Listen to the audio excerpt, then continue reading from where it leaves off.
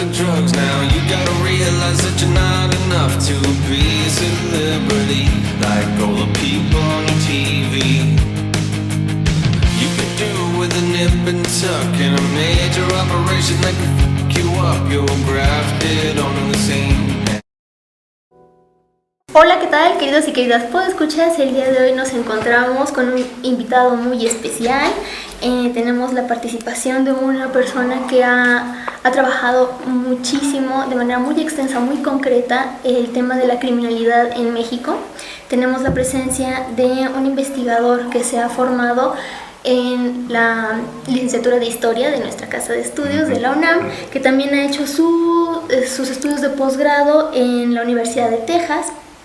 Él ha realizado diversas publicaciones en colaboración y también de forma independiente con investigadores como Cristina Bostoni, como Elisa Speckman Guerra, como Robert Buffington, que han abordado el tema de la historia de la criminalidad en México, pero no solamente desde el contexto de qué implica a partir de un discurso político el abordaje hacia lo criminal, sino que aborda de una manera muy amplia y que nos permite hacer un paneo muy importante acerca de la criminalidad desde los aspectos culturales, desde los discursos científicos, y que esto nos ayuda a conocer a qué le estamos llamando criminal y específicamente ubicado en el momento histórico del Porfiriato y de la Revolución Mexicana.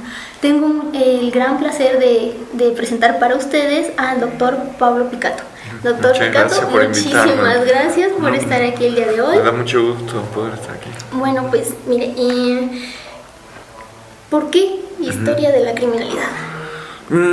Es una historia un poco trivial, si quieres, ¿no? Yo estaba pensando en el tema para mi tesis de doctorado y tenía algunas ideas sobre historia política de México ahí en Texas y me junté con mi asesor, le comenté y él me dijo: ¿por qué no lees este libro que está aquí en la biblioteca Benson en la Universidad de Texas y a ver si te interesa algo sobre las ciudades, sobre el mundo, el bajo mundo de las ciudades, ¿no? Y dije, bueno, voy a...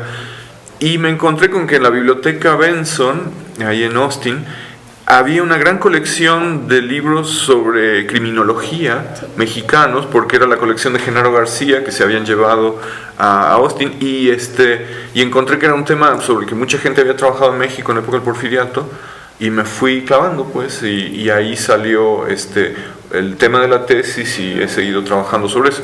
Pero obviamente eso es un poco la causa inmediata, pero también es claro que desde el momento en que yo empecé a trabajar la tesis, es mediados de los años 90, el tema se estaba haciendo muy importante en México.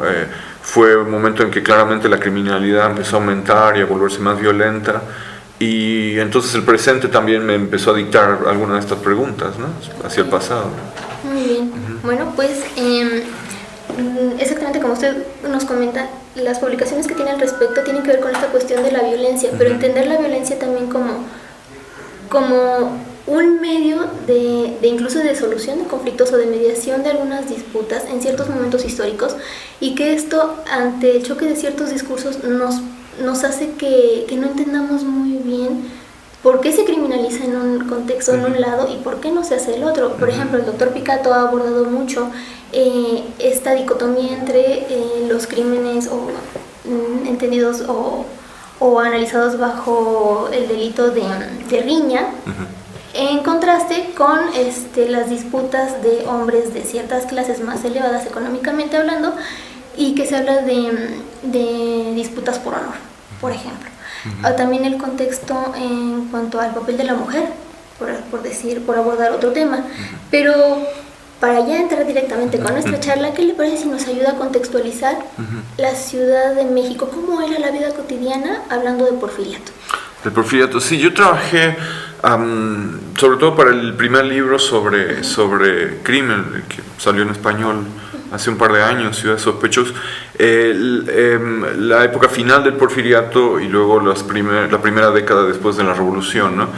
Pero desde 1880 se puede decir que la Ciudad de México estaba cambiando mucho.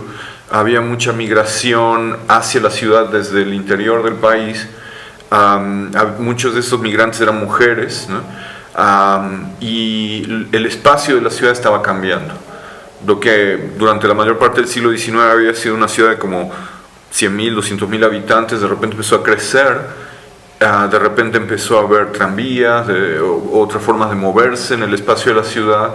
Entonces las viejas divisiones que había en la ciudad se empezaron a romper, empezaron a surgir nuevas colonias populares. Entonces todo ese orden que existía en la ciudad, si se quiere, se empezó a transformar, ¿no? Entonces lo que uno ve durante el porfiriato, sobre todo en el porfiriato tardío, es como una gran preocupación por la gente de clase alta y el gobierno por tratar de restablecer esa frontera, ¿no?, entre la ciudad respetable y la ciudad marginal, ¿no?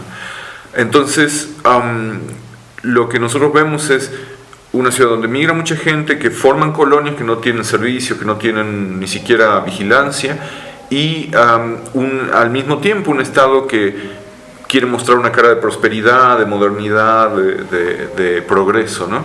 Entonces esa tensión es lo que yo creo que define la vida en la Ciudad de México, ¿no?, durante el porfiriato. Y la forma en que se expresaba esa tensión, la que yo estudié con más detalle, es la forma en que se usaba la policía para tratar de transformar las costumbres de los habitantes de la ciudad, ¿no? Porque la educación, aunque empezaba a ser importante, todavía no alcanzaba a la gente, a todo el pueblo, digamos. La filantropía, de cierta forma, era algo que interesaba a pequeños grupos de las élites, pero no era algo que realmente llegara a todo el mundo. La iglesia no era tan influyente en la vida cotidiana en la ciudad como lo eran probablemente en ciudades más pequeñas, ¿no? Entonces la relación entre el Estado y la mayoría de los habitantes de la ciudad era a través de la policía, a través del castigo y la vigilancia, ¿no? Entonces ahí es donde un poco se ventilan esas tensiones, ¿no? Por ejemplo, la forma en que la gente toma y utiliza los espacios públicos contra la idea que tiene el Estado de lo que hay que hacer, la conducta apropiada. Entonces es un momento como de enfrentamiento entre lo que la gente hace en la vida cotidiana no solo para divertirse, sino también para sobrevivir, para socializar, y lo que el gobierno y las élites piensan que deberían estar haciendo, que es un discurso, si quieres, muy irreal, porque no está basado en las condiciones materiales de la mayoría de la gente de la ciudad, ¿no?, que no tenían el privilegio de tener espacios privados, comprarse la ropa elegante que deberían usar, la capacidad de ir al baño cuando estaban trabajando, porque estaban trabajando en las calles. Entonces todo eso es lo que creaba esas tensiones, y se expresaba a través de la policía y lo que los criminólogos en esa época llamaban el crimen, que, como tú dijiste al principio, es algo cuya definición es en todo momento histórico muy cambiante y muy sujeta a discusión, ¿no? Exactamente. Y que algo muy interesante del trabajo que ha realizado el doctor Picato es precisamente este contraste entre las estadísticas que podemos encontrar de esta ciudad moderna, de este discurso de los expertos, de los analistas, de los criminólogos, que es cuando empiezan a tener esta presencia tan fuerte, para decir, bueno, ¿cuáles son los números que estamos arrojando? Si está disminuyendo, si está aumentando la criminalidad, ¿en qué zonas? Porque también estamos hablando de que se hace una planeación urbana de cómo debe de estar diseñada la Ciudad de México. Y vemos también cómo empieza a haber esta expansión hacia zonas periféricas, en donde se empieza a contribuir a un imaginario de que son las zonas más violentas, son las zonas más peligrosas, son las zonas más sucias, y que precisamente hay que rescatar lo que bien nos acaba de comentar para hablar acerca de qué tan importante era el papel del discurso criminológico en la realización de políticas públicas en este momento. Yo creo que era de los más influyentes. O sea, nosotros ahora, a principios del siglo XXI, obviamente pensamos que la sociología y otras ciencias sociales son importantes para darle forma a las políticas, ¿no?, sociales, ¿no?, y económicas. Pero en ese momento, yo diría que la única disciplina científica que se ocupaba de la vida urbana era la criminología. Los criminólogos eran los que escribían sobre la vida en la ciudad, no había sociólogos que trataran de entender la vida urbana en términos generales. La gente que empezaba a tratar de entender la vida de las mayorías de la población se enfocaba más que nada en el campo y veía la ciudad como un lugar irracional y peligroso, y como tú dices, ¿no? Con zonas donde mejor ni meterse, ¿no? Entonces los criminólogos eran los únicos que se aventuraban a tratar de explicar o describir lo que pasaba en la ciudad de una forma científica, ¿no? Obviamente hoy dudamos mucho del carácter científico de lo que hacían, pero tenemos que pensar que en ese momento ellos reclamaban esa etiqueta de científico y todo el mundo se las daba, pues, ¿no? Porque eran, como te digo, muy influyentes. Entonces, la forma concreta, digamos, en que eso se tradujo en políticas era, bueno, tenemos la formación de la policía como un cuerpo organizado, una institución en la Ciudad de México, con gendarmes uniformados a partir de los años 70, pero lo que vemos más claramente durante el Porfiriato es la creación de cárceles y sistemas penales que se pensaba iban a transformar la conducta de las grandes poblaciones, ¿no? Básicamente la idea era que la mejor forma de transformar la manera en que la gente se conducía era mediante el castigo o la amenaza del castigo, ¿no? Entonces tenemos obviamente la construcción de la penitenciaría en San Lázaro, que se inaugura en 1900, el penal de las Islas Marías. Realmente se pensaba que eso iba a transformar a la sociedad, ¿no? Y que eso era algo que el Estado estaba haciendo para básicamente la idea no era tanto rehabilitar como separar y clasificar a la población, ¿no? Y los que eran criminales natos, como se decía en ese entonces, mandarlos a la cárcel para que no, o a las Islas Marías o a las colonias de trabajo forzado para que ya no contaminaran al resto de la sociedad.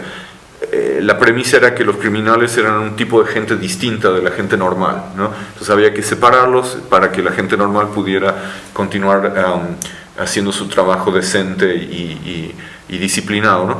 Obviamente esto no funciona, o sea, porque las cárceles no funcionaban como se esperaban. Las cárceles básicamente se gobernaban a sí mismas, ¿no? Estaban desde ese entonces ya demasiado llenas de reos y muy poco controladas por los funcionarios que estaban a cargo de ellas. Y también había claramente, cualquiera lo podía ver, una forma de separar a la población que no era tan racional, ¿no? Porque teníamos, por ejemplo, en el caso de la Ciudad de México, la mayoría de los arrestos eran por estar borracho, ¿no? Entonces a veces esa gente pasaba una noche en la cárcel y los dejaban ir, y a veces los mandaban a las colonias de trabajos forzados, digamos, ¿no? Entonces los vagos también eran sujetos. Entonces había como una especie de brecha entre lo que la criminología decía que había que hacer y lo que realmente sucedía en la vida cotidiana en términos de la policía arrestando gente. La otra evidencia más clara de que la relación entre estas políticas dictadas por la criminalidad y la práctica eran distintas era que todo el mundo sabía que la justicia solo existía para castigar a la gente que no tenía dinero, y que era casi imposible que alguien de clase alta fuera sometido a juicio o arrestado. Entonces obviamente ese papel que los criminólogos esperaban que tuviera el castigo para civilizar a la población, entre comillas, no funcionaba porque el castigo no tenía ningún tipo de legitimidad social. Era algo que te pasaba, pues. O sea, si tenías suerte te castigaban poco, si tenías mala suerte te mandaban a Valle Nacional o a las Islas Marías, ¿no? Uh-huh. Exactamente, y este es un contraste importante porque, como bien ya nos lo había ilustrado en su momento la doctora Speckman, pues es entender también este paso de un sistema penal pensado, diseñado a partir de una ideología liberal.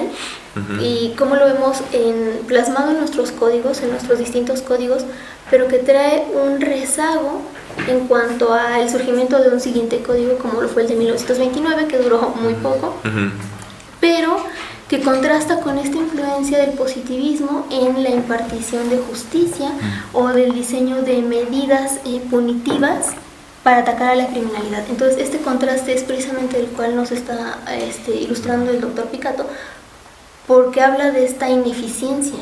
Entonces también todas estas cuestiones en torno a por qué no está siendo viable, por qué estamos hablando de sobrepoblación penitenciaria, como bien lo mencionaba, Lola Nillar de Castro en su libro de criminología ya da cuenta de que en el ámbito científico los congresos que empiezan a tener más peso en Europa de reunir a estos expertos de la criminalidad ya dan cuenta por ahí de 1870, un poco más, de que ya es ineficiente ese sistema, de que ya está teniendo una sobrepoblación desde ese momento. Y también, pues como bien nos lo mencioné, y para que no se nos olvide, pues estas normas de conducta que se tienen en cuenta de qué es lo que uno espera de la población urbana, en contraste de qué es lo que está pasando realmente, este choque cultural, y que influye en esta percepción o esta concepción acerca de qué es criminal.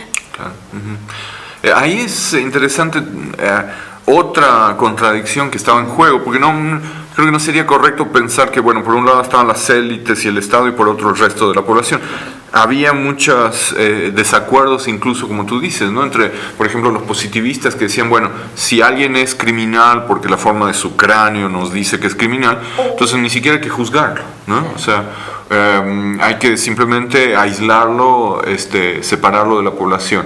Mientras que había muchos juristas al mismo tiempo que seguían al pie de la letra el código de 1871, que decía, bueno, no podemos encarcelar si no hay un juicio, si no hay un proceso. Entonces había como, se sobreponían esas dos formas de pensar sobre el criminal, ¿no? Claro, y también dentro de la misma criminología, como bien dice, en cuanto a decir, si este criminal tiene estos rasgos ya determinados fisiológicamente hablando, o si es la influencia de lo social. Y en cuanto a hablar de lo social en este momento es muy complejo, porque puede ser desde lo que se entendía desde lo que la persona va a aprender en su medio de convivencia cotidiano, desde las prácticas que tiene dentro de su familia, o porque si tiene amigos que se dedican al hurto, etc. Entonces, sí, no, había criminólogos que seguían más al pie de la letra las ideas de Lombroso y los italianos que decían que eran cuestiones biológicas, atavismos, ¿no? Que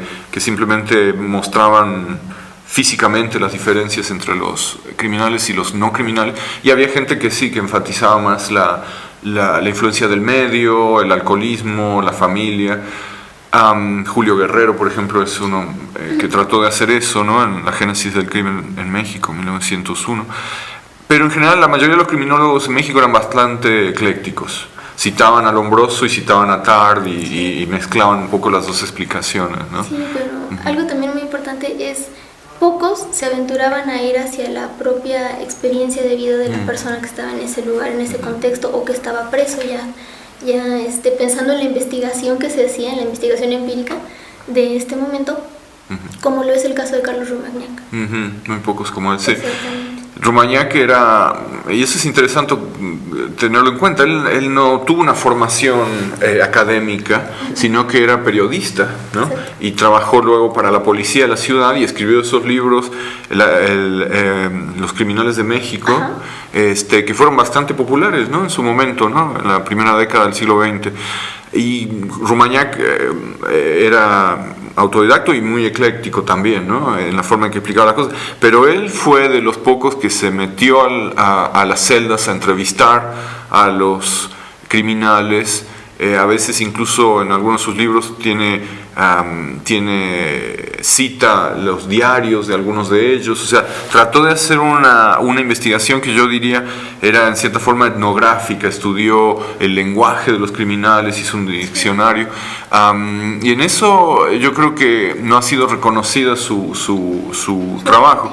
Obviamente él partía de la misma premisa que muchos otros criminólogos, que era que si los criminales son gente distinta, la prisión es el laboratorio para entenderlos.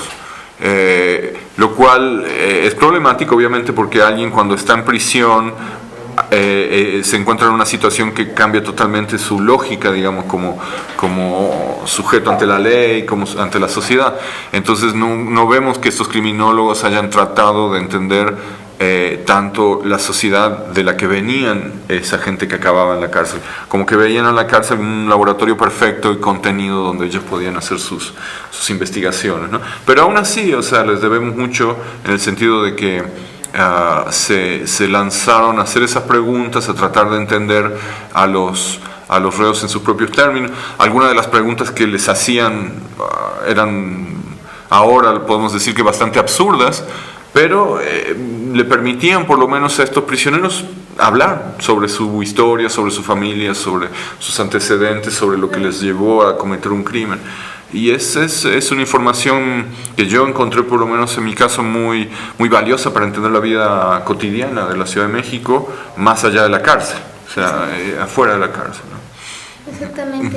Y bueno, para seguir entendiendo esta cuestión de qué implica la criminalidad en la historia de México, pues hay que tomar en cuenta, y a mí me gustaría que también este fuera como el aporte de esta charla, contribuir ya no al mismo discurso, a la misma imagen trillada de criminología, hay que ligarla directamente con el estudio exclusivo del delincuente, sino ver todas las aristas que están alrededor, dado que entendemos que la criminología es esta ciencia multidisciplinaria que va a hacer el abordaje de qué es lo que estamos llamando delito o qué es lo que está en torno a él. Pues también entendamos que factores que influyen pues son aquellos que van a crear las representaciones sociales en torno a este delincuente, en torno a esta víctima, en torno a esta justicia. En este caso, en específico, centrándonos pues todavía, o ya no tanto en el porfiriato, sino pensando ya en los movimientos en torno hacia la revolución, que también es algo que poco se ha abordado porque parece que se investiga criminalidad, porfiriato, criminalidad y revolución, y parece que en el intermedio no hubiera, y sí lo hay, y es un tema también muy controversial que ya más adelante me gustaría que abordáramos, pero antes de ello, pues en torno a esta construcción social, ¿cuál es el papel de la prensa? De la prensa en este momento. Sí, es muy importante, y para mí fue muy importante también como una fuente, ¿no? Antes quería volver un poco a lo que habías mencionado al principio, ¿no? Sobre la criminología, que obviamente nos ha servido mucho para entrar en este mundo, pero me gustaría simplemente señalar algunas de las cosas que deja de lado, pues. Si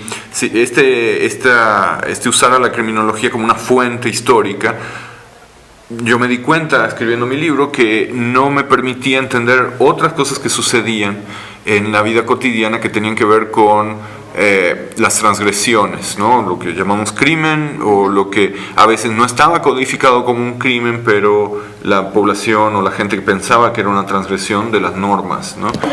Sociales, ¿no? Y lo que encontré ahí, utilizando fuentes que no eran criminológicas, sino que eran más bien judiciales, fue que había un área, digamos, gris, podríamos decirlo, donde la ley tenía cierta influencia, pero también las costumbres y las tradiciones comunitarias dentro de los barrios de la Ciudad de México, ¿no? Concretamente, lo que encontré es que muchas veces, y eso yo creo que la experiencia contemporánea lo corrobora, ¿no?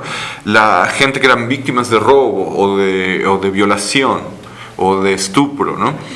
Preferían negociar antes que acudir a la policía y a la justicia.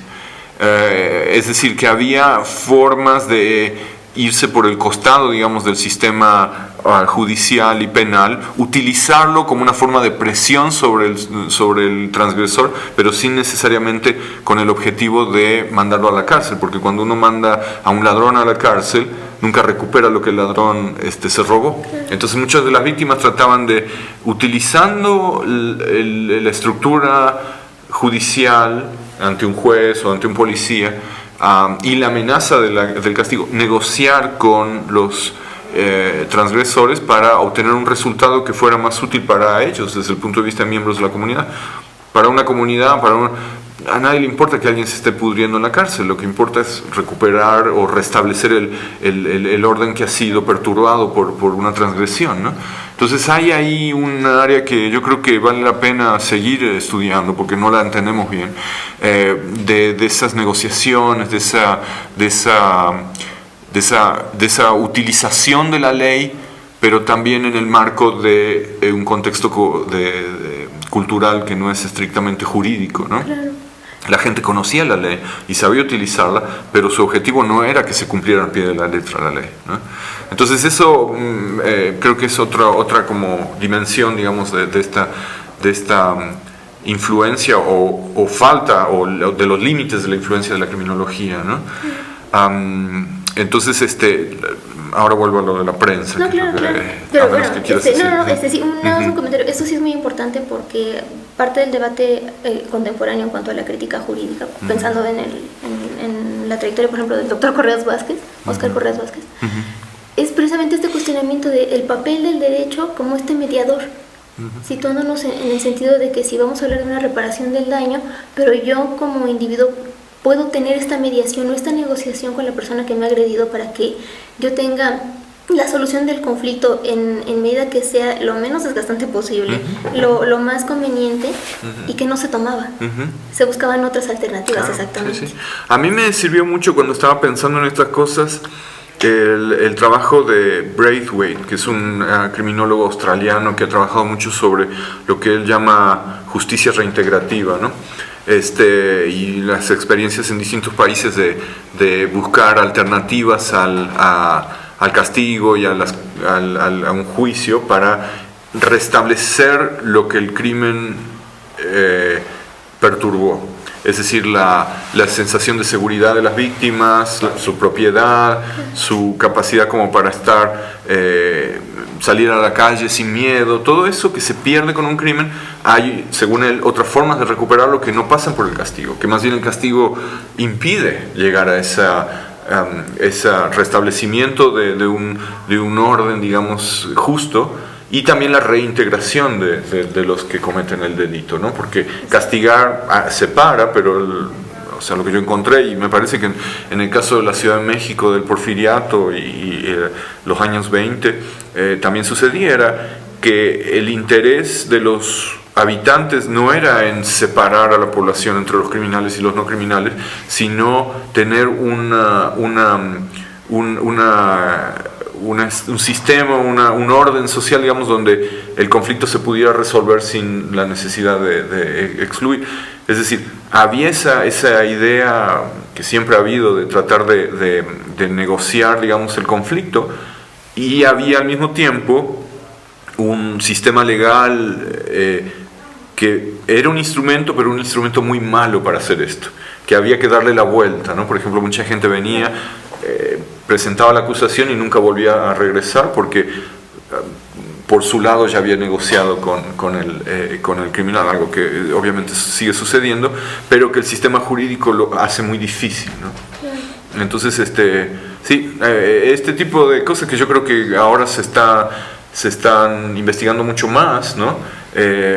Se podría decir, no sé, ¿tú qué opinas? O sea, que intento de regresar a un sistema oral también puede ser entendido como una forma de facilitar este tipo de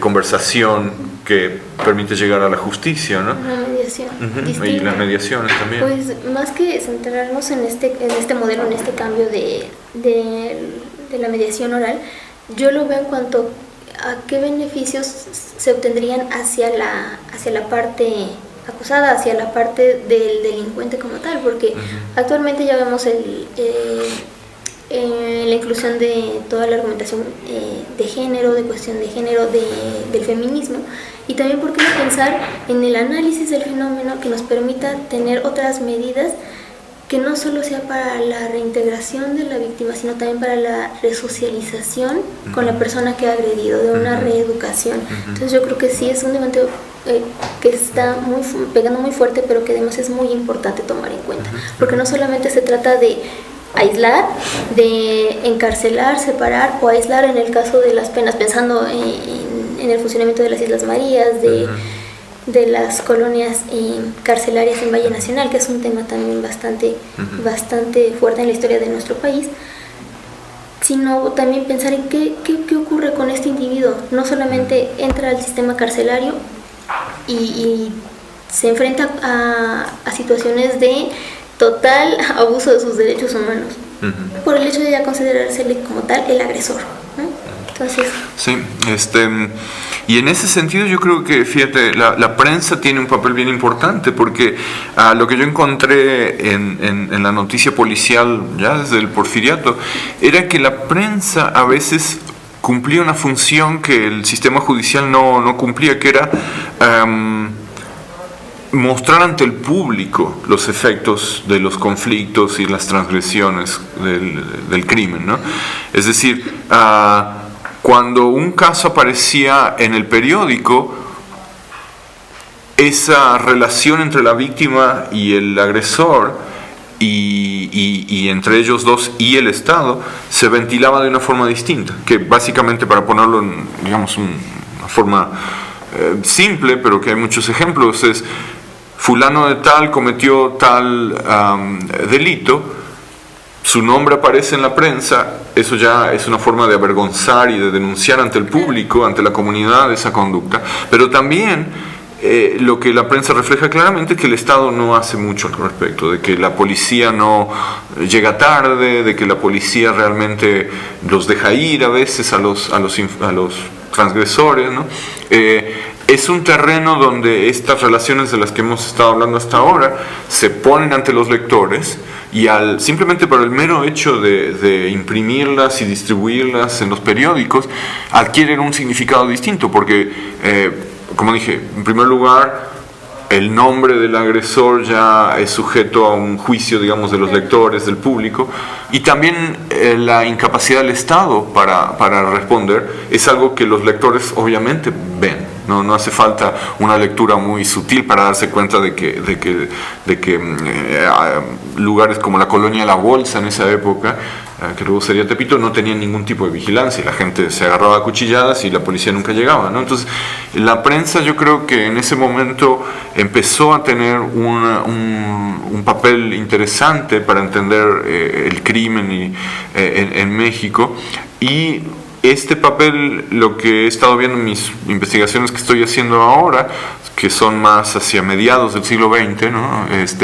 Aumentó, se volvió más importante la prensa en ese sentido, y sobre todo lo que llamamos la nota roja, ¿no?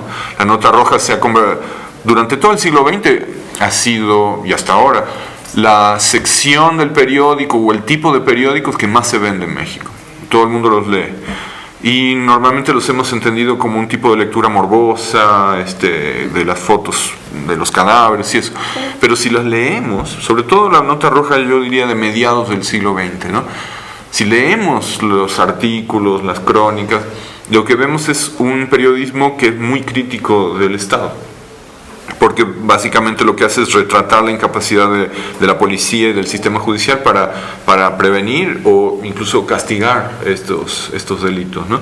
Entonces, yo creo que un poco esta historia, empezando en el Porfiriato y ciertamente llegando hasta el presente, no se puede entender si no entendemos el papel de la prensa, que obviamente ha cambiado a lo largo de todo este tiempo, pero que siempre ha sido un componente de la forma en que se percibe el crimen y de la forma en que el Estado y la comunidad se ven obligados a responder al crimen, ¿no?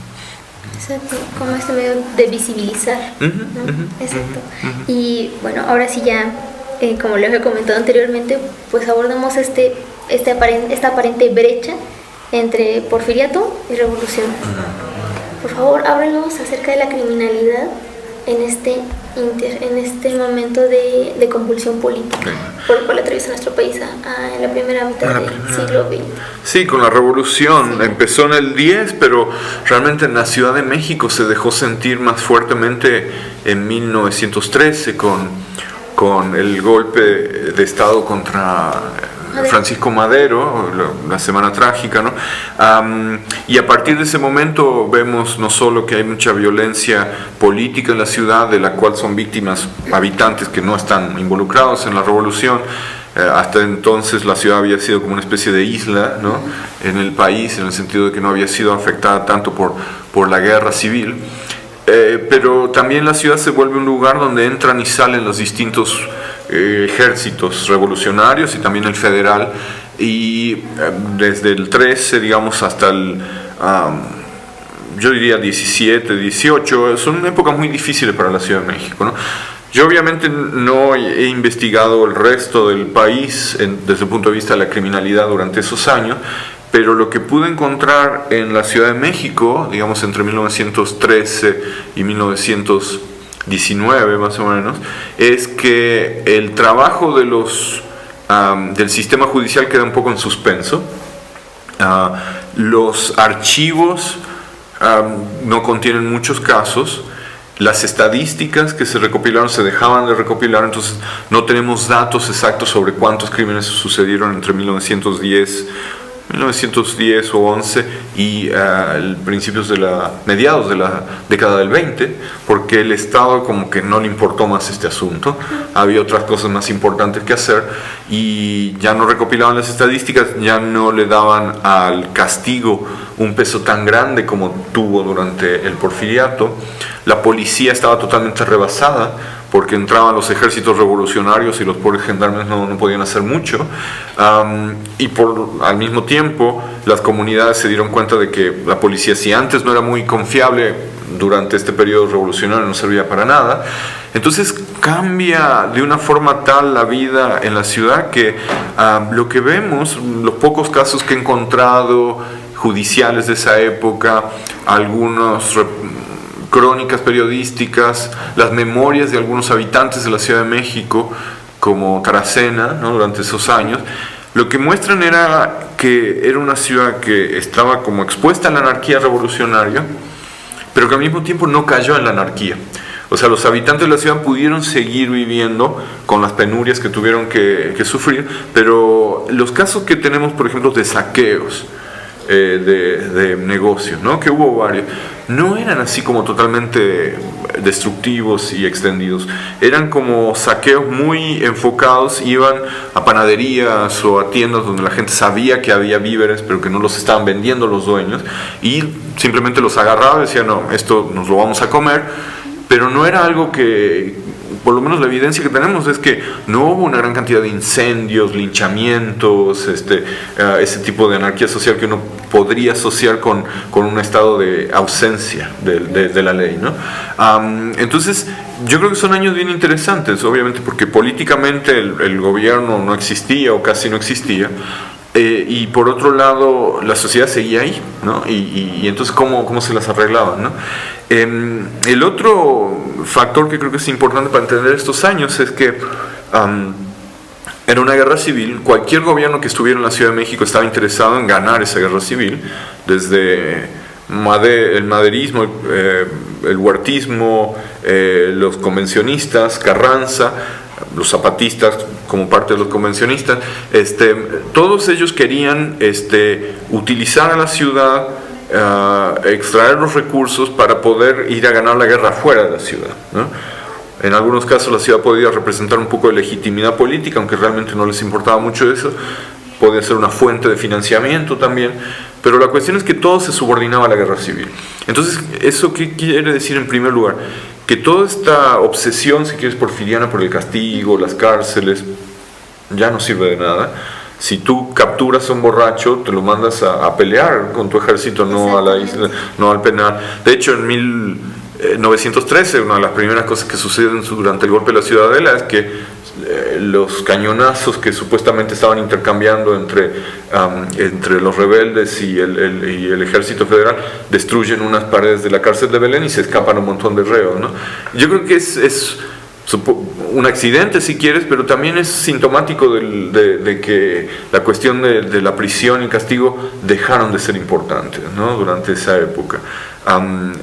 Y lo que yo creo que para los años posteriores quedó de eso fue que el gobierno postrevolucionario dejó de enfatizar el castigo de la misma manera que lo había hecho durante el Porfiriato. O sea, si hay una continuidad, como tú dices, las leyes son las mismas hasta el 29, ¿no? Las instituciones son básicamente las mismas, aunque obviamente cambia el papel del Ministerio Público que empieza en esa época a desarrollarse, pero básicamente hay una continuidad. Lo que sí es muy claro es que la política social del Estado ya no está centrada en el castigo, que la reforma agraria se vuelve más importante, que la organización de los obreros industriales se vuelve más importante, y se va desarrollando lo que eventualmente en los años 30 y 40 sería una construcción de un estado de bienestar donde se protegen los derechos de los ciudadanos, no solamente como buenos ciudadanos, sino como gente que tiene derecho a salud, a comida, etcétera, ¿no? Una forma distinta de pensar la relación entre el gobierno y los ciudadanos, ¿no? Y eso empieza, yo creo, a suceder durante esos años, aunque la forma en que se ha articulado, se ha estudiado mejor es viendo cómo se hablaba y cómo se practicaba la reforma agraria, las cuestiones obreras, ¿no? Creo que es más que eso, es una relación que va cambiando entre el Estado y la sociedad. Entonces, si en el Porfiriato vemos que el intermediario, el representante del Estado que estaba más presente en la vida cotidiana era el gendarme, después de la Revolución ya no es tanto así, ¿no? Es más el maestro empieza a tener una posición más visible. El otro representante del Estado puede ser el ingeniero agrícola, ¿no? O sea, cambia esto, ¿no? Entonces, yo creo que la revolución esa década nos ayuda a entender. Y la otra cosa que yo creo que es significativa, también hay mucho que trabajar sobre esto, es que si vemos las estadísticas que recopilaba el gobierno durante el Porfiriato y luego cuando se restableció el orden en el 26 vuelven a empezar a publicar estadísticas de criminalidad, lo que vemos es que de hecho la criminalidad disminuyó en México, en la Ciudad de México y en todo el país después de la revolución. Durante el Porfiriato vemos que es una ciudad que se va volviendo más violenta porque hay más homicidio y lesiones, pero después de la revolución, a partir como de los años 30, disminuyen todas esas tasas, ¿no? No solamente el número total, sino en relación a la población, hasta los años 80. Y entonces, obviamente puede haber muchas explicaciones de esta disminución, ¿no? Más educación, más empleo, etcétera, etcétera. Pero yo creo que una explicación muy importante es que la relación entre el Estado y la sociedad no pasa tanto por el castigo como por otras vinculaciones, ¿no? Y eso hace que disminuya no solamente las estadísticas en el sentido de la gente que son arrestados, sino de hecho la vida en la ciudad se vuelve un poco, es mi impresión, más segura desde el punto de vista de los habitantes, ¿no? Ok, y en este sentido, algo que mencionó, algo puntual, estos cambios en la violencia, en los delitos cometidos. Y al respecto sí me gustaría que nos compartiera algunos casos que usted considere son importantes para entender esta complejidad, tanto de la complejización de la criminalidad misma, como de estos cambios en el sistema de impartición de justicia en el país en este momento, ya pensando más hacia acá, posterior a la revolución. Claro. Sí, no, simplemente, yo creo que esa es una pregunta muy importante, no solamente qué es lo que hace el Estado, sino cómo cambian las prácticas criminales. Exacto. ¿No? Y no solamente la cantidad de crímenes, sino el tipo de crímenes que se cometen. Yo creo que esa es la historia importante de entender del siglo XX, ¿no?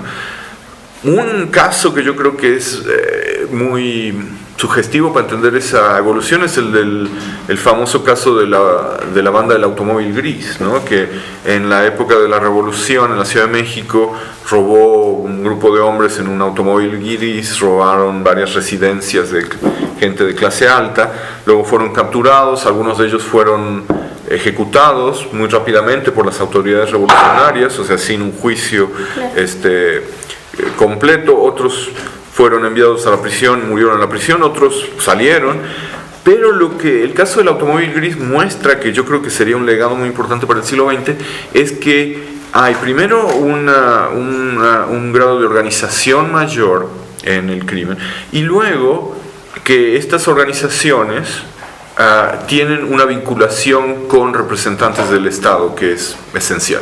En el caso de la banda del automóvil gris, todo el mundo decía que Pablo González, el general, estaba detrás de ellos. La cuestión es que tenían cierto grado de protección o control por parte de gente poderosa.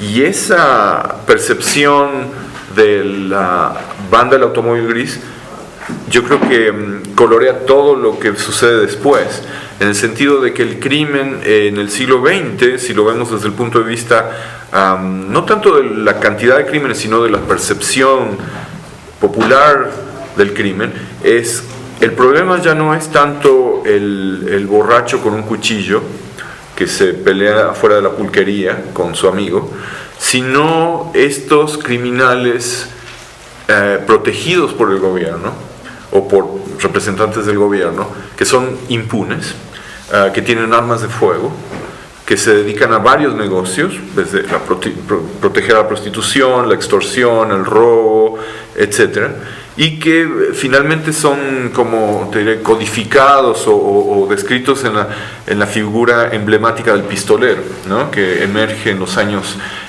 30 y 40, ¿no? El pistolero como especie de guardaespaldas de un político, policía y criminal, ¿no? Es un tipo que mezcla varias funciones que tienen que ver con la violencia, porque es un experto en la violencia, y también tiene protección, tiene una charola, tiene una forma de evitar el castigo, ¿no? Entonces el pistolero como que condensa esta preocupación ante el crimen durante el siglo XX, ¿no? Es un tipo que incluso también está involucrado a veces en el tráfico de drogas, ¿no?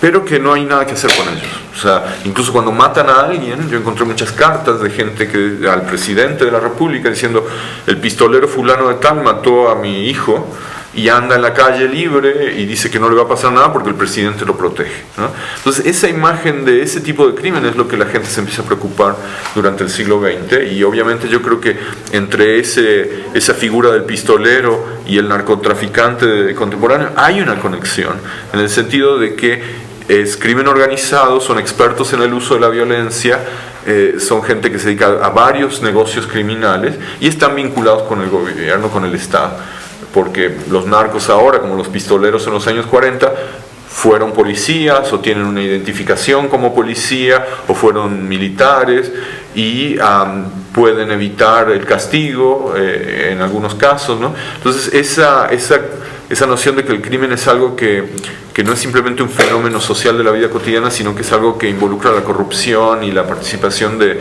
representantes del gobierno y la violencia, es algo que yo creo que es muy emblemático del siglo XX, ¿no? Claro. Es decir, había menos crímenes, pero los crímenes que había, si vemos la nota roja, ¿no?, eran mucho más fuertes, tenían un gran impacto sobre los lectores, sobre el público, porque eran crímenes violentos en los que se sabía que nunca se iba a llegar a la verdad, digamos, ¿no? Entonces, no es que disminuyera la preocupación por el crimen durante el siglo XX, sino que la preocupación se enfocó en distintos tipos de crímenes, ¿no? Entonces tenemos, bueno, la extorsión, la corrupción de distintas formas a partir del Estado, ¿no? El narcotráfico, la explotación de las prostitutas,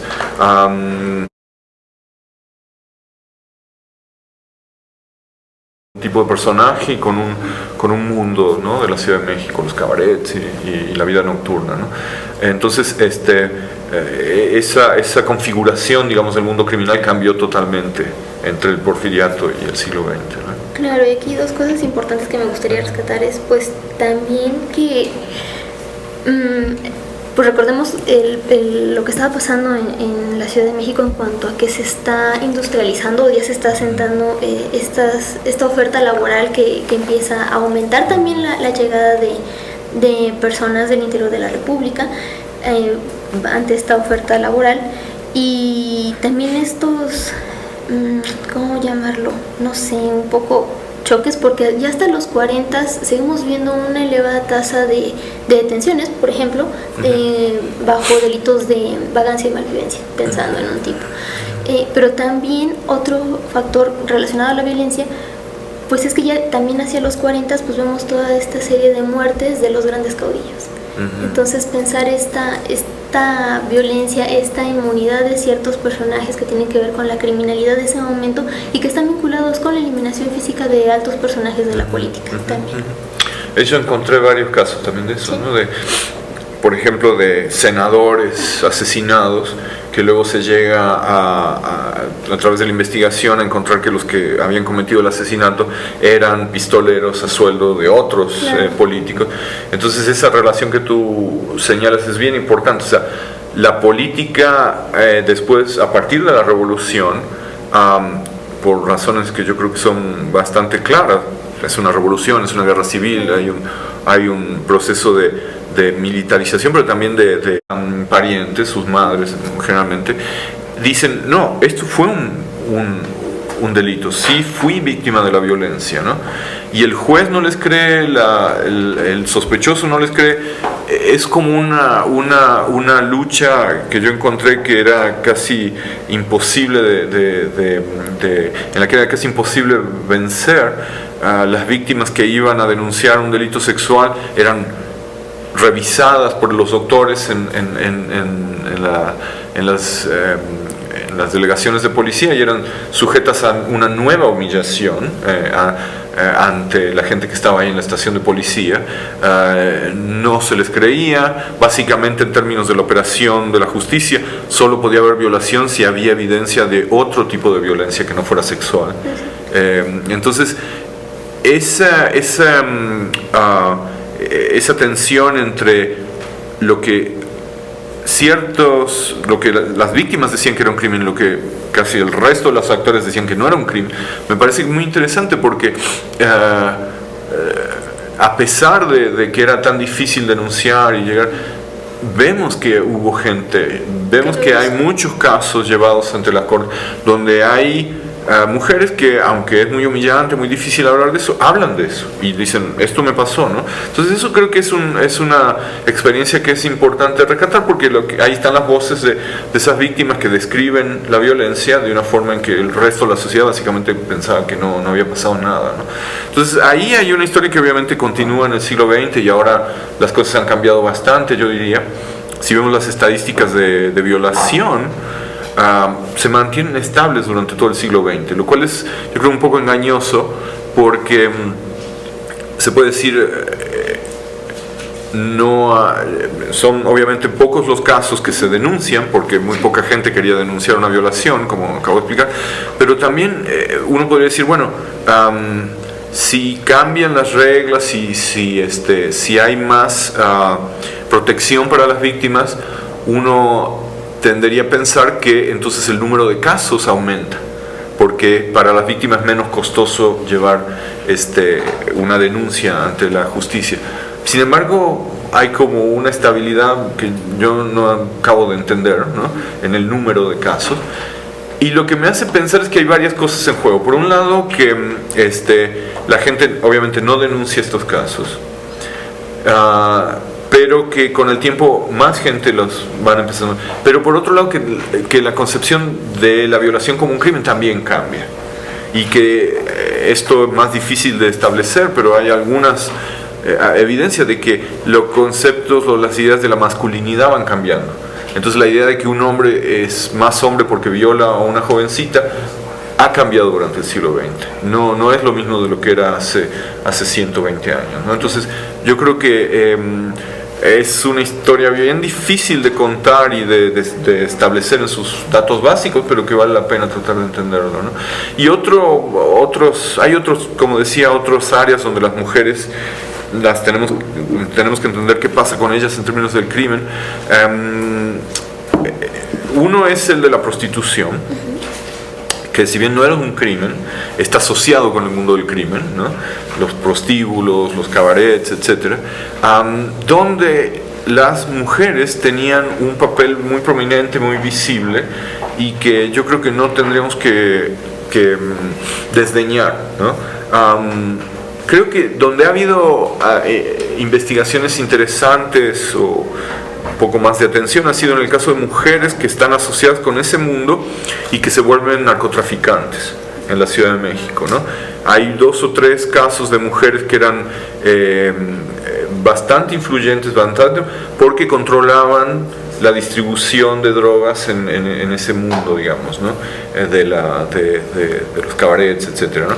Entonces, es una historia que no ha sido contada porque la mayoría de los casos que conocemos son de los narcotraficantes hombres, de los criminales hombres, pero hay un nicho, yo diría, de esas actividades ilegales, no sé si llamarlos crimen realmente, pero de ese tipo de ilegalidad donde el papel de las mujeres es bien importante, ¿no? Obviamente son sujetas a la extorsión de los policías, tanto las prostitutas como los narcotraficantes, pero al mismo tiempo juegan con el hecho de que para la mayoría de la población otra vez hay una contradicción entre lo que la ley dice que es un crimen y lo que en la práctica ellos pensaban que era un crimen. Por ejemplo, la prostitución o la distribución de drogas eran actividades que no eran concebidas socialmente como crímenes. Entonces estas mujeres se movían en esa ambigüedad, digamos, ¿no? Y algunas, como digo, con cierto éxito, ¿no? Muchas de ellas obviamente explotadas y sujetas a la violencia también, ¿no? Entonces creo que una visión de género de esta historia es bien importante porque nos ayuda a entender no solamente a las mujeres sino a los hombres, o sea, qué es lo que las mujeres podían hacer o no podían hacer, pero también qué es lo que los hombres pensaban que ellos tenían que hacer o no hacer con respecto a la violencia de género, el conflicto relacionado con esta economía ilegal, los delitos sexuales. Todo eso es una historia que hay que entenderla no solamente como una historia de las mujeres, sino como una historia de los hombres, ¿no? El caso yo creo que es más... o el ejemplo más claro para mí es el de las nociones del honor que tú mencionaste al principio, ¿no? A fines del siglo XIX y principios de los XX los hombres se tenían que pelear para defender el honor de una mujer. No había de otra y estaba codificado, y aunque las clases altas lo hacían a través de duelos y las clases bajas lo hacían de una forma más informal, la lógica era la misma, el hombre tenía que proteger el honor, ¿no? Y eso ha cambiado durante el siglo XX y la cuestión es de los delitos del honor, pero también este tipo de peleas violentas alrededor de conflictos que tienen que ver con la honestidad o la pureza sexual de las mujeres, pues, ya no son tan prominentes como eran entonces, ¿no? Entonces eso quiere decir que no solo el papel de la mujer en la sociedad está cambiando, sino también el de los hombres en relación a lo que ellos sienten que tienen que hacer o que la idea de la masculinidad les impone como una obligación, digamos, ¿no? Claro, porque precisamente esta carencia en su momento pues polarizaba la percepción de pensando a las mujeres como agresoras, porque pues estábamos entre el discurso de lo privado y de lo público. Y por eso que tuvieran tanto impacto aquellas mujeres que transgredían precisamente, estas mujeres que como bien mencionaba, que se movían sobre estas dinámicas y que lograban o que tenían esta visibilidad a partir de agresiones entre ellas mismas o agresiones hacia hombres, pues era como era un momento impactante para la sociedad, pero que se quedaba solo en lo mal visto, en qué va a pasar con ella si se queda en la cárcel, y ahí quedó, pero no ayudaba a entender el papel pues de hombres y mujeres, como bien lo menciona, pero como actores de estos mecanismos, de estas violencias también. Pero bueno, y pues ya para finalizar, lamentablemente, que yo no quisiera, en la actualidad y dada su experiencia como investigador, ¿cuáles son sus consideraciones para este abordaje de la criminalidad en México y también sus consideraciones de la criminología actualmente? Sí. Es una buena pregunta porque obviamente el peso del crimen hoy es tan grande que estamos obligados a preguntarnos como académicos y como gente que le interesa estos temas si las herramientas que tenemos para entender el crimen son las adecuadas, las herramientas conceptuales y metodológicas. Claro. El legado de la criminología nos sirve para entender lo que está pasando ahora.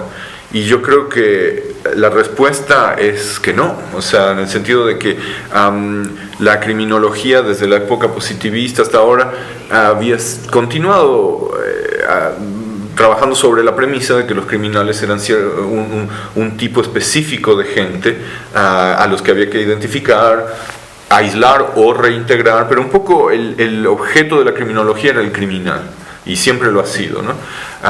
Desde el punto de vista penal, judicial, ¿no? También el objeto siempre ha sido el castigo o la rehabilitación a través de la justicia, ¿no? Y ahora lo que pasa en estos momentos es que todas estas concepciones como que explotaron, ¿no?, enfrente nuestro y no nos ayudan a entender nada, ¿no? Entonces lo que hemos visto, mi experiencia tal vez sea un poco subjetiva, pero creo que eso está pasando con las ciencias sociales en México, a tratar de entender lo que está pasando ahora, es que como la criminología y la penología no ofrecían una forma de entender lo que estaba sucediendo, vemos que muchos politólogos, muchos antropólogos, algunos historiadores, unos cuantos sociólogos, como que cambiaron sus temas de investigación y con las herramientas que tenían para trabajar sobre política, sobre sociedad, sobre cultura, las transfirieron a tratar de entender el crimen. Y eso es bueno, tienen sus ventajas, en el sentido de que ahora nadie puede decir legítimamente que el crimen es un tema exclusivo de una disciplina. Hay un montón de disciplinas que estudian el crimen desde distintos enfoques y el chiste es tratar de ver qué sirve y establecer un diálogo entre esas disciplinas, que creo que no existe todavía de una forma efectiva, ¿no? También creo que es positivo el hecho de que ya los criminólogos, tal vez nunca lo tuvieron, pero por lo menos en el porfiriato ellos decían tener la autoridad para dictar estas políticas. Ahora nadie aceptaría eso, ¿no? Las políticas sobre estos temas necesariamente pasan por una diversidad de problemas y de áreas de la política pública, ¿no?, que ningún especialista puede conocer, ¿no?, en su totalidad, ¿no?, desde lo que se trata en el término del narcotráfico más específicamente, es un problema de salud pública, es un problema de justicia, es un problema de educación, es un problema militar. No podemos simplificarlo y decir, bueno, esta persona por ser un criminólogo tiene la autoridad para hablar sobre esto. Entonces me parece que eso es bueno, que haya menos gente que tenga la autoridad para hablar sobre esta cosa, pero también, como decía, el problema que yo veo a veces es que no hay a veces un diálogo muy claro sobre esto, y mucho de lo que se hace a veces está muy enfocado a proveer al Estado de información y de consejos. En otras palabras, mucha de la gente que se ha dedicado a tratar de entender el problema del crimen, sobre todo cientistas políticos, dicen, bueno, yo voy a estudiar este problema para ofrecer una receta o un consejo al Estado para que haga algo. O sea, la investigación está muy enfocada a proveer al gobierno federal, a veces gobiernos estatales, a veces incluso locales, que comisionan estas investigaciones, que pagan por estas investigaciones, proveerles con algo útil, ¿no? Algo que puede decir, bueno, si hacen esto va a pasar esto, ¿no? Si educan a los policías sobre derechos humanos va a haber menos violación. Este tipo de, no diría recetas, porque obviamente son investigaciones muy complejas y muy interesantes, ¿no?, pero que siempre están orientadas por los resultados prácticos, ¿no? Sí. Y yo creo que a veces es bueno hacer una investigación que no tenga un resultado práctico, que nos ayude a entender lo que está pasando sin necesidad de traducirse en una política pública. Ya alguien vendrá que diseñe las políticas públicas, pero yo creo que en este momento es muy importante que el diálogo sobre estos temas sea complejo y sea sofisticado y no sea simplificado alrededor de simplemente solucionar el problema. El problema no se va a solucionar, va a seguir ahí muchos años y hay que vivir con él, pues, ¿no? Entonces una receta mágica no existe. Entonces la única, en mi opinión, la única política que creo que puede ser buena es discutirlo públicamente, dejar que distintas voces se expresen sobre este problema y llegar a políticas que sean apoyadas socialmente y políticamente por distintos sectores, ¿no? No un Estado que desde arriba diga, bueno, yo voy a arreglar esto, sino una especie de consenso social para que las soluciones se vayan avanzando, digamos, ¿no? Y en ese sentido lo que es muy claro es que la investigación de muchos expertos se enfocaba en políticas que pasaban por la represión, la interdicción, el arresto de los jefes del narcotráfico, y muy poco sobre el problema de la justicia y la operación de la justicia y la incapacidad realmente que tiene el sistema judicial actual en México de, ya no digamos de encontrar culpables, sino simplemente de explicar lo que está pasando, ¿no? Ahí es donde yo creo que hay un área donde es necesario que haya muchas voces y mucha investigación para entender cómo la justicia es clave para, no solamente para castigar, sino también para que socialmente se cree un consenso que apoya al Estado, o que por lo menos le dé cierta legitimidad en sus políticas. Si hacemos lo que se hizo durante el gobierno de Calderón, es simplemente mandar al ejército a agarrar gente sin una contraparte judicial que diga, bueno, estos sí fueron o estos sí no sirve de nada. O sea, no logras ningún tipo de consenso social, no logras ni siquiera que la gente que está asociada al negocio de las drogas lo vea como algo que influye en sus cálculos de, bueno, voy a hacer un crimen, voy a cometer un crimen, sí, si nadie me va a cachar, ¿cuál es el costo de cometer un crimen, ¿no? Hasta que no cambie el sistema judicial, ese cálculo no va a cambiar, ¿no? Claro, y que tiene que ver, bueno, hablando de narcotráfico en la actualidad, pues pensar también en todo este costo de capital humano, todas estas vidas que se han perdido, independientemente de que sean agresores, de que sean víctimas, porque muchas veces ni siquiera se investiga, muchas veces queda así, o sea, son las estadísticas de las muertes por el narcotráfico, por los enfrentamientos que son entre grupos de propios narcotraficantes o grupos armados, o que son entre narcotraficantes y fuerzas federales, o gente civil que estaba en ese momento y que fallece. Pero también pensar en estas metodologías, en este abordaje que hay que crear, ya no reproducir, porque nos es insuficiente. En el pasado podríamos pensar que la pieza fuerte de un criminólogo era la elaboración de un peritaje, la elaboración de un estudio que tenía una validez jurídica, porque se hablaba de un proceso que se estaba siguiendo. Ahora, si no hay ese proceso, no se hace esa investigación, se hace por otros medios, desde afuera, desde otros especialistas. Pero que solamente se queda en investigar esa esfera de ese crimen en específico. Ahora lo que está muy en boga es hablar de la trata de personas. De toda la complejidad de estas redes, de un mercado también, de vincular la criminología con otros temas que no necesariamente sean la medicina, la psiquiatría, la psicología, que era los inicios que tuvo el discurso criminológico. Pensar también en todo este crecimiento de un mercado de cuerpos, de todo lo que implica alrededor, de que hablamos también de un mercado de armamento. Comentaba el caso de la banda del automóvil gris.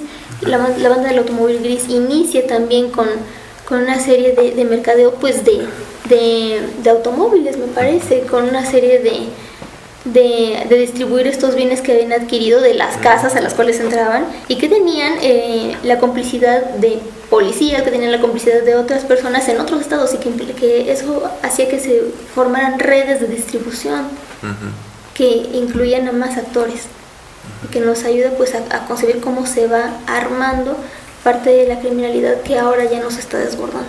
Sí. Otra cosa que lo que tú mencionas, que creo que es bien importante recordarla, es que la cantidad de homicidios y el nivel de violencia que vemos en los últimos años ha causado una especie de sensibilización hacia esas vidas que se pierden, digamos, ¿no? Y es totalmente cierto, la inmensa mayoría de esos homicidios no son investigados. Y eso que sería muy fácil decir, bueno, ¿para qué investigarlos si eran todos narcos? Les iba a tocar de una forma u otra mejor, que es un poco el razonamiento que han tenido los gobiernos hasta ahora, desde el anterior. Pero si cada una de esas muertes no es conceptualizada como lo que es, como un asesinato, como un fracaso, digamos, no vamos a poder realmente dar cuenta. Yo creo que el legado que nos va a quedar y que va a ser bien difícil de resolver es todas esas decenas de miles de muertes que no han sido explicadas, solucionadas y a veces hasta nombradas, porque no sabemos quiénes son, algún día vamos a tener que lidiar con ellas. Claro. Y vamos a tener que lidiar con ellas como sociedad, yo creo, desde el punto de vista o con el lenguaje de los derechos humanos, ¿no? Es decir, estas víctimas de homicidio, aunque hayan sido narcos, también eran seres humanos, y parte de sus derechos es que se investigue la causa y la persona que cometió que los mató. ¿Me entiendes? Cada uno de ellos tiene una historia que el Estado no ha dado cuenta, no ha tratado de reconstruir, y que algún día vamos a tener que tratar de reconstruir. Entonces eso va a ser algo que en las próximas décadas, yo creo, va a ser algo que va a regresar sobre nosotros, y vamos a tener que tratar de entenderlo y explicarlo de una forma mejor de lo que lo estamos haciendo ahora. Y ahora que lo menciona, pues dándole la justa razón en el caso mexicano, porque si nos vamos hacia el cono sur, pues ya se está hablando de esta memoria histórica, de esta justicia restaurativa, y que quienes nos están dando una gran enseñanza, países como Colombia, como Uruguay, por ejemplo. Sí, yo creo que probablemente eso nos ayude un poco, aunque son experiencias muy distintas, porque en Colombia, en Uruguay, en Guatemala, en Argentina, obviamente el Estado jugó un papel muy importante, muy activo, digamos, y en México no se puede decir que la mayoría de esta violencia sea, bueno, no podemos decir que toda esta violencia sea causada por el Estado, ¿no? Todavía es difícil, digamos, distinguir, pero es más complicado, digamos, la historia, pero sigue siendo un legado, como tú dices, histórico, ¿no? Bueno, pues doctor Pablo Picato, muchísimas gracias por estar con nosotros en este espacio, y también gracias a ustedes, a nuestros queridos y queridas podescuchas. Los esperamos en el siguiente episodio.